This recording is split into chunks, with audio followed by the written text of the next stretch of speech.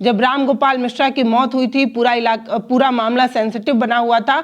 तब बहराइच पुलिस के खुद के ट्विटर हैंडल से एक ट्वीट आता है जिसमें यह बताया जाता है कि राम गोपाल मिश्रा की मौत तो हुई है, लेकिन पोस्टमार्टम की रिपोर्ट ये कहती है कि उसकी मौत गोली लगने से हुई है, ना कि किसी तलवार से चलाने से, ना तो नाखून उखाड़ने और ना इन सभी वजहों से।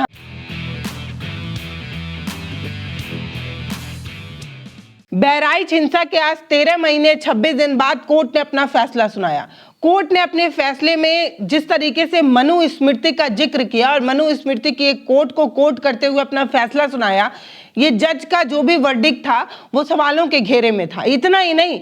कोर्ट ने जिन जिन बातों को पॉइंट आउट किया है, पुलिस ने उन बातों को अफवाह बताया था। ले देकर पुलिस जिसे अफवाह बता रही है, जज उन्हीं पॉइंट को उठाकर जो है वो फैसला सुना देते हैं। इस मामले में जो फैसला सुनाया गया उसमें जो मुख्य आरोपी है उसे फांसी की सजा और कुल 9 लोगों को उम्र कैद की सजा सुनाई गई।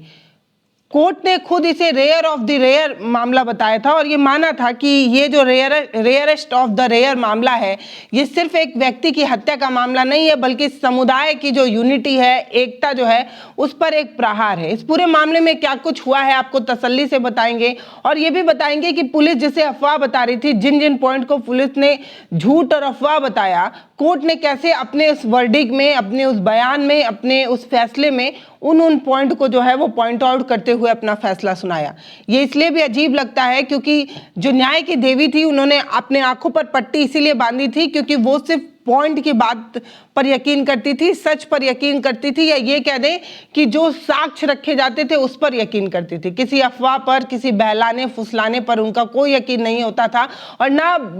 किसी बहाव में आकर, किसी भावनाओं में आकर जो है वो फैसला दिया जाता था। इसीलिए कहा भी जाता है कि जब आप अदालत पहुंचते हैं तो सिर्फ तथ्यों की बात होती है, फैक्ट की बात होती है, किसी भावनाओं का वहां पर कोई जगह नहीं होती और किसी भावनाओं के आधार पर कोई फैसला नहीं सुनाया जाता। तो फिर ये जो जज साहब हैं, न्यायाधीश पवन कुमार शर्मा, इन्होंने मनुस्मृति का जिक्र अपने फैसले में क्यों किया और उन तभी पॉइंट को क्यों पॉइंट आउट किया जिसे पुलिस अफवाह बता चुकी थी। सबसे पहले आपको यही जानना होगा कि ये कौन सा मसला है जिस पर हम चर्चा कर रहे हैं। जो लोग ना जानते हों उन्हें बता देती हूँ, बहुत सारे लोगों को पता भी होगा। बहराइच में जिस तरीके से मूर्ति विसर्जन हो रहा था, दुर्गा जी की प्रतिमा का विसर्जन हो रहा था और मुस्लिम इलाके से ये विसर्जन यात्रा निकाली जा रही थी, डीजे था, डीजे पर बहुत शोर में एक विवादित गाना बजाया जा रहा था जो किसी समुदाय विशेष की माँ बहन को लेकर ऊल जलूल बकवास करता हुआ वो गाना था। वो गाना मुस्लिम बहुल इलाके से लेकर जो है बजाते हुए उस विसर्जन यात्रा को ले जाया जा रहा था। उसी में एक लड़का था, राम गोपाल जो है वो एक छत पर चढ़ जाता है, राम गोपाल मिश्रा,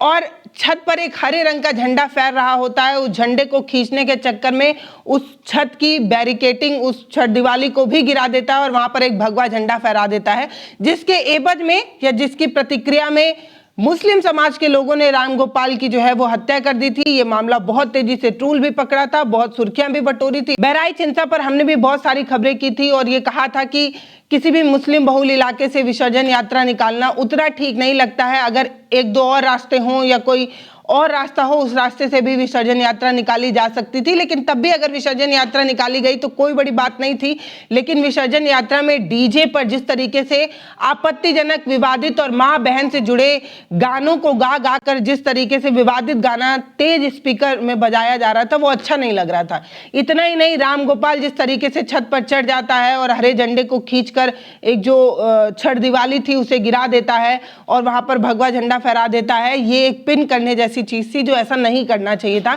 इस तरीके की चीजें एक सभ्य समाज में शोभा नहीं देती हैं। लेकिन फिर से कह देती हूँ कि राम गोपाल की जिस तरीके से हत्या की गई, एक लड़के को जिस तरीके से मार दिया गया, ये भी बिल्कुल बर्दाश्त की चीज नहीं है और जो लोग दोषी हैं उन्हें सजा मिलनी चाहिए थी, मिलनी चाहिए थी, मिलनी चाहिए थी। और कोर्ट ने भी इस पूरे मामले में जो है एक कड़ा रुख अपनाया और एक फैसला लिया। ये फैसला बहुत खास इसलिए भी है क्योंकि ये बहुत कम दिन में, 13 महीने 26 दिन में लिया गया। 12 गवाहों की गवाही को सुनने के बाद ये फैसला जो है वो लिया गया। ये फैसला इसलिए भी खास था क्योंकि राम गोपाल की जो पत्नी है रोली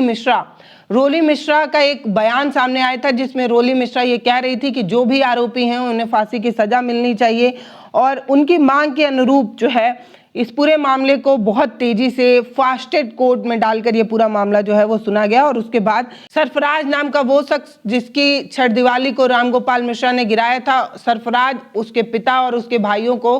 कोर्ट की तरफ से जो है वो सजा सुनाई गई, जिसमें सरफराज को फांसी की सजा और सरफराज के पिता और भाई को उम्र कैद की सजा जो है वो सुनाई गई। बहराइच में 13 अक्टूबर 2024 को जिस तरीके से 22 साल के रामगोपाल मिश्रा की मौत हुई थी, उस पूरे इलाके में ये खबर, ये घटना बहुत ज़्यादा सेंसिटिव हो गई थी। हिंदू मुस्लिम तनाव बढ़ गया था और आप सभी को पता है कि ये पूरा मामला जो है वो कितना ज़्यादा सेंसिटिव हुआ था, कितना हो हल्ला मचा था, कितना ज़्यादा कुछ जो है वहाँ पर कोहराम मच गया था। फिलहाल इस पूरे मामले में जल्द से जल्द जो है वो फैसला सुनाया गया। 1 साल के भीतर जो है वो कोर्ट ने ये फैसला सुनाया। 11 दिसंबर को न्यायाधीश पवन कुमार शर्मा ने सरफराज उर्फ टिंकू जो 25 साल के हैं उन्हें फांसी की सजा सुनाई और अन्य 9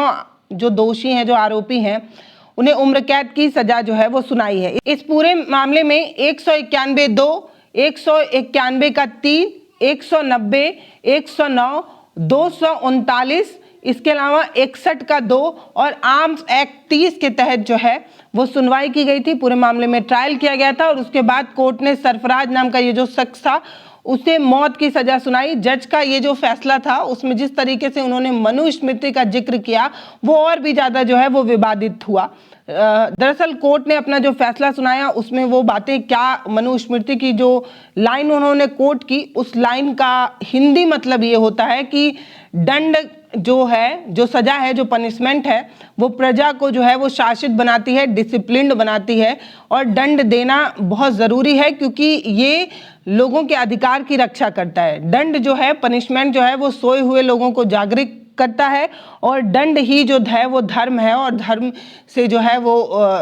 मतलब ले देकर डिसिप्लिन बनाने के लिए जो है वो पनिशमेंट देना जरूरी है। पनिशमेंट लोगों को शासित बनाता है, अनुशासित बनाता है। इस तरीके की चीज़ें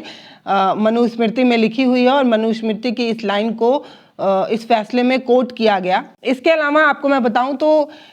एक और चीज़ें जो है वो इस पूरे फैसले में विवादित लगी, वो ये कि जिस तरीके से जज साहब ने अपनी वर्डिक्ट में ये बताया कि रामगोपाल मिश्रा की किस तरीके से मौत हुई, किस विभत्स स्थिति में मौत हुई, किस तरीके से उसे मारा गया, उसका नाखून उकाड़ा गया, ये सारी चीज़ें, ये सब कुछ जो है वो अपने वर्डिक्ट में कोर्ट की तरफ से कहा गया। लेकिन पुलिस ने जब रामगोपाल मिश्रा की मौत हुई थी, पूरा मामला सेंसिटिव बना हुआ था,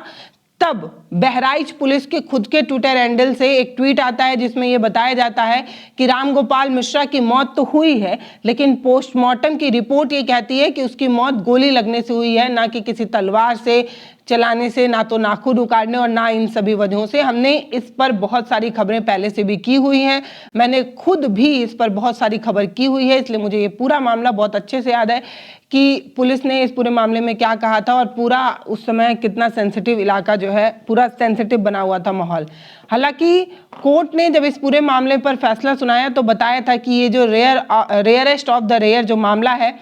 ये एक समाज की व्यवस्था को बचाने के लिए जो है इस तरीके के कठोर दंड देना उनकी मजबूरी है, क्योंकि समाज में डिसिप्लिन बनाने के लिए कई बार जो है वो कठोर निर्णय लेने पड़ते हैं। कोर्ट ने अपने फैसले में ये भी बताया था, मतलब अपने फैसले में और क्या क्या कहा था आपको बताती हूँ। वो कहते हैं कि ये सिर्फ एक हत्या नहीं है, एक व्यक्ति की हत्या की बात नहीं है, ये हत्या सिर्फ एक व्यक्ति की हत्या की बात नहीं है, बल्कि पूरे समाज में शांति और सांप्रदायिक सौहार्द की हत्या की बात है। इसलिए इस पूरे मामले में जो है एक कठोर निर्णय लेना जरूरी है।